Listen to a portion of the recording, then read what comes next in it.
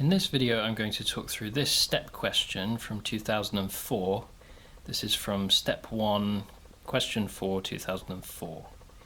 So there are four things to do in this question. The first part is to differentiate sec t with respect to t, then use the substitution x equals sec t to evaluate the first integral, and then there are two more integrals to determine.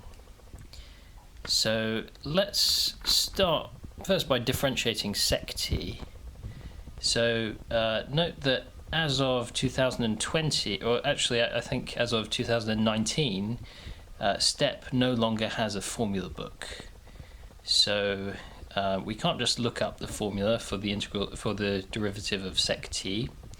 So how are we going to differentiate it? Well, let's use the quotient rule. So let's write it as 1 over cos t, and then we can use the quotient rule with u as 1 and v is cos t.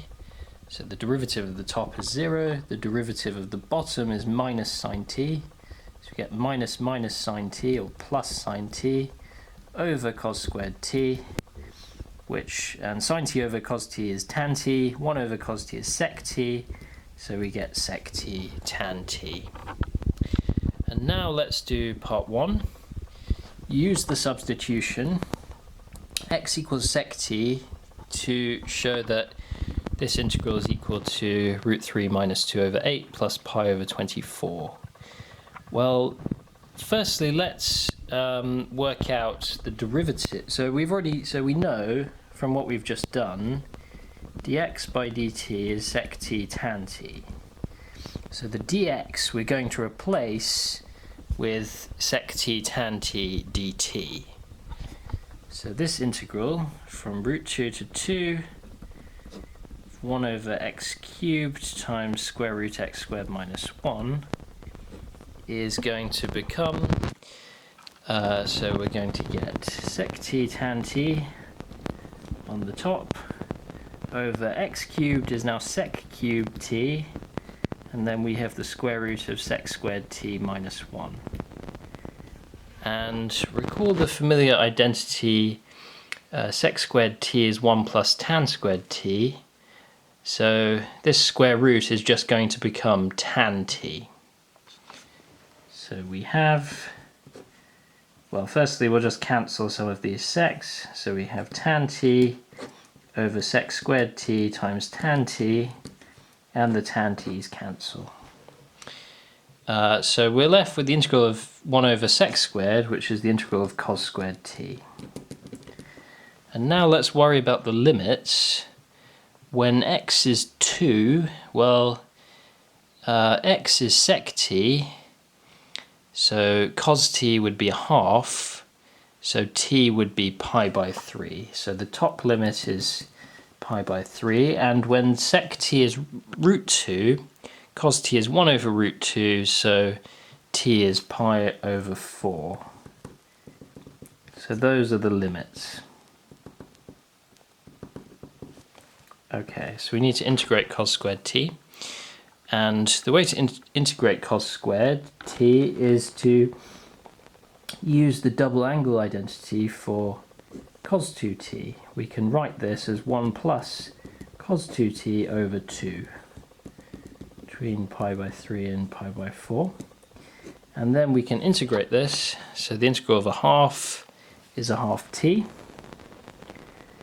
and the integral of a half cos 2t is a quarter sine 2t. And then we can put the limits in. So when t is pi by 3, we're going to get pi by 6 plus a quarter sine of 2 pi by 3. The sine of 2 pi by 3 is root 3 over 2. So that's going to give us root 3 over 8. Take away pi over 8 minus a quarter sine of pi by 2, which is 1. And then we can combine together, and 1/6 minus 1/8 is the same as 4/24 minus 3/24, so we do get just pi over 24, which is what we wanted to show. So now on to part 2, which was to determine the integral of 1 over x plus 2 times the square root of x plus 1 x plus 3. So notice the difficulty now is this looks quite different, but there's something kind of similar to the first part. We've still got something with the square root of a quadratic in the denominator, and there's a kind of symmetry about x plus 2. So we really want to exploit that symmetry in order to evaluate this integral. So we've got the integral of 1 over x plus 2 times root x plus 1 x plus 3.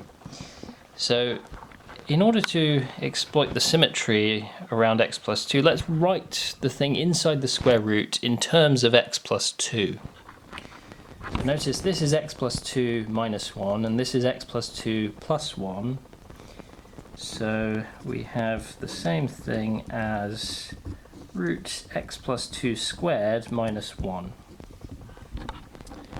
And now, in order to evaluate this, well, when we had something a bit similar, but with a cube, this being cubed, it made sense to let this thing be sec t. So let's try letting x plus 2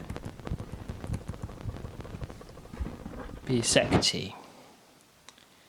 Then what happens to this integral? So this is the method we're going to use. Well, this integral becomes, again, we get sec t tan t on the top, then x plus 2 is sec t, and then the thing inside the square root becomes sec squared t minus 1, which is tan t with respect to t. So this is the integral of 1 dt, which is just t plus a constant. And what is t? T is arcsec of x plus 2.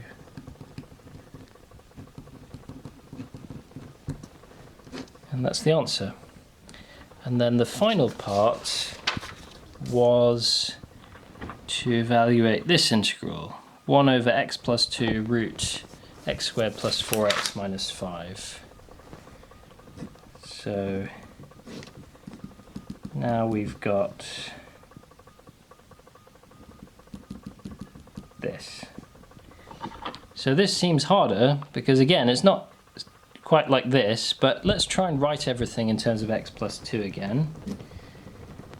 So we've got x plus 2 times the root of x plus 2 squared minus 9. Okay, so we need to make some sort of substitution that's going to allow us to get rid of this square root in the denominator. So, and because 9 is 3 squared, I want this to be, this x plus 2 squared to become 9 sec squared t, or 3 sec t all squared. So what I'm going to do, in order to make this square root disappear, I'm going to let x plus 2 be 3 sec t. So then we'll get dx by dt is 3 sec t tan t. So this integral is going to become, so on the top we're going to get 3 sec t tan t, and in the denominator x plus 2 is 3 sec t, and then we've got this square root of 9 sec squared t minus 9 dt. And then this thing inside the square root becomes 3 tan t. So what I end up so the 3's cancel, the sec t's cancel, we get tan t over 3 tan t, the tan t's cancel, and we end up integrating a third. So we get a third t plus a constant, and what was t? T was arcsec of x plus 2 over 3. And that's the answer.